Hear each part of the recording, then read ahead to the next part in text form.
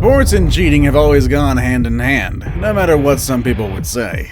In order to get that elusive win, some athletes from different sports have resorted to illegal means that sometimes even borderline criminal. Number 1 is an example of that, so make sure you stay tuned as we give you 10 athletes who got caught cheating. Number 10. The Spain Paralympic basketball team. This isn't so much as the athletes cheating, but rather the person in charge. But the way things went, it's pretty obvious that the players were in on the deceit as well.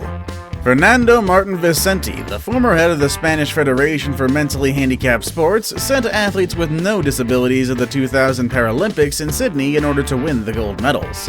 The scandal broke in November of 2000, when Carlos Ribagorda, a member of Spain's gold medal-winning intellectually handicapped basketball team in Sydney, claimed that he and the other athletes in categories such as track and field, table tennis, and swimming were actually not mentally deficient. Of the 200 Spanish athletes at Sydney, at least 15 had no type of physical or mental handicap. They also didn't even pass medical or psychological examinations. Ribagorda further stated that he had played for the Spanish Paralympic basketball team for over 2 years, but had no mental handicap. The final team did comprise 2 players with IQs below 70 as required, but the other 10 posed as mentally disabled players with the help of fake medical certificates that they were provided with.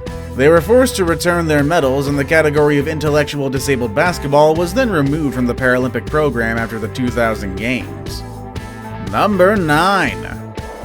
Rosie Ruiz. Rosie Ruiz, age 26, finishes first in the women's division of the Boston Marathon with a time of 2 hours, 31 minutes, and 56 seconds on April 21, 1980. She was rewarded with a medal, a laurel wreath, and a silver bowl. However, 8 days later, Ruiz is stripped of her victory. Why is that, though? Well, it was found out that she only joined the race just about a mile before the finish line. What did she do during the start of the race? Well, apparently she got on the subway. Although Ruiz never explained why she cheated, it has been suggested her boss was so impressed she qualified for the prestigious Boston race that he offered to pay her way. It's believed that Ruiz intended to jump into the middle of the pack of runners, but miscalculated when she joined the marathon 1 mile from the end. She didn't really realize that she was ahead of the other 448 female competitors. Number 8. Dora Ratchen. Dora Ratchen was a German athlete who participated in Olympics and other championships in the women's category. That is, despite being a man. The thing is, he probably didn't do it on purpose, as you're gonna soon find out. Born on November 22, 1918, Dora Ratchen was dressed and brought up as a girl because of a deformation of his genitals that confused the midwife, who at first said it was a boy and, after 5 minutes, declared it to be a girl.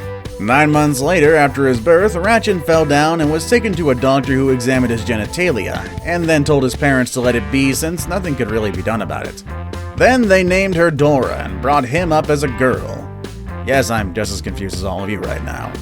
He did, however, realize by age 10 that he was indeed a boy, but never discussed his true feelings with his parents. He then went on to set a world record for the women's high jump. It all ended when on September 21, 1938, while traveling on an express train from Vienna to Cologne, Ratchen was arrested for dressing up like a woman following a report by the train's conductor to a police. The subsequent investigation showed what Dora already knew, that she was actually a he, and was charged of fraud. The charges were later dropped and Ratchen promised to stop participating in sports. Number 7. Sammy Sosa and Albert Bell. Perhaps under the constant pressure of a big money contract and home runs race, Sammy Sosa, who was already outed for using steroids, was discovered as a cheater in yet another way after a single swing. When Sosa made contact with an inside fastball, his bat shattered into a bunch of pieces, exposing a cork lodged in the beginning of the barrel. Sosa claimed that it was a practice bat that accidentally got mixed into his game-time rotation. Sosa was suspended and his already fleeting reputation was further tarnished. Another well-known power hitter in his day, Albert Bell, had a bat taken away from him while with the Cleveland Indians during pregame by an umpire that suspected the bat of being corked. The umpire put the bat in his locker with the intention of examining it later. The Indians knew the bat was corked and dispatched pitcher Jason Grimsley to the vents above the locker room to swap the bats. Grimsley then dropped down from a vent and replaced the bat in the locker with a fake. The main problem, though, the bat belonged to teammate Paul Sorrento, and his name was clearly legible on the bat. Number 6. Antonio Margarito. There's no doubt that Antonio Margarito is a good boxer. That's why I find it weird why he thought that he needed to cheat to win. Prior to his 2009 fight with Shane Mosley, he all but decimated Miguel Cotto. But at the end of the fight, Cotto's face was cut and bruised badly. So it was pretty lucky that Mosley's trainer Nazim Richardson was present in Margarito's dressing room to observe the fighter's hand while it was being taped. While being taped, Richardson noticed a strange powder present on the wraps. The powder turned out to be plaster of Paris, a powder that hardens like concrete when it comes into contact with moisture. Naturally, the wraps will be drenched with sweat, and before long, Margarito will have literally hands of stone. Naturally, Richardson accused Margarito of using loaded gloves. Margarito's hands were rewrapped, and then he was subsequently beaten to a pulp by Mosley. When the news of cheating was made public, he was also accused of using loaded gloves during other fights. Margarito was suspended from fighting for a year, and was then battered by Cotto on their rematch. Number 5. Joe Nicastro. The term knuckleball could be considered the most inaccurate way to describe a pitch. In fact, it is a pitcher's sharp fingernails that dig into the ball that make it a knuckleball dance, but fingernail ball doesn't have the same ring to it. So in 1987, while Joe Nicastro was pitching for the Minnesota Twins, it is somewhat believable that Nicastro would be using an emery board and sandpaper that fell out of his pocket to keep his nails sharp, at least as he claimed at the time. However, it's far more likely that he was doctoring the ball to his advantage. The trouble all starts with a simple called strike from Nicastro to Angels designated hitter Brian Downing, when home plate umpire Tim Tashida realizes something fishy with the ball. Naturally, officials and umpires approach him to ask him about the matter, and that's when he quite obviously got rid of the evidence, in plain sight of the officials.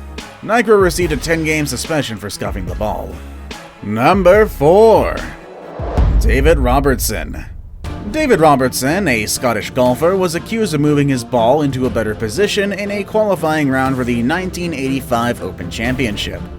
Robertson was reported to the officials by his 2 playing partners and by his caddy, who left him after 9 holes. They found him guilty of just one offense, of not marking his ball in the right place on a green, even though he was accused of having moved his ball about 10 times in the round, sometimes about 12 feet closer to the hole. It then later emerged that Robertson had been suspended 3 times previously for similar cheating offenses. Robertson's green marking trick involved being first to arrive at the green, pretending to mark his ball and dropping the marker closer to the hole. Robertson was then disqualified from the event, suspended for 20 years from playing as a pro by the PGA European Tour, and given a $20,000 fine, which was also never paid. Number 3. The 1919 Black Sox.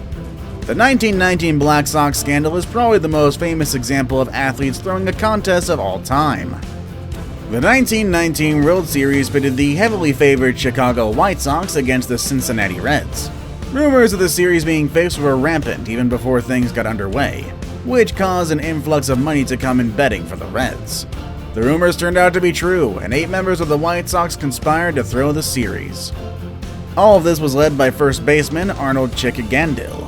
All 8 players were eventually banned for life, also making Shoeless Joe Jackson one of the greatest players in baseball history and eligible for the Hall of Fame. The players were motivated to throw the series in part because they hated White Sox owner Charles Comiskey, a legendarily large cheapskate that made their players pay for their own laundry, inevitably causing dirty uniforms and the nickname of Black Sox, which existed way before the scandal. So, the next time you feel compelled to complain about escalating athletes' salaries, remember that they're helping to ensure games are fair and on the level, since there's no monetary motivation to take a fall. Now it's time for today's best pick. Today's pick features track star Alison Stoke, which made the internet explode with this photo. Not only is she absolutely stunning, I'm pretty sure she hasn't been involved in any cheating scandals. But that's not to say there haven't been track stars who tried to cheat to win. Find out who that is next with number 2. Marion Jones. Marion Jones was a highly rated 2-sport high school star in California who dominated in basketball and track. Jones received an athletic scholarship in basketball and moved cross-country where she attended the University of North Carolina to play basketball and run track. She held the basketball team win a national title her freshman year.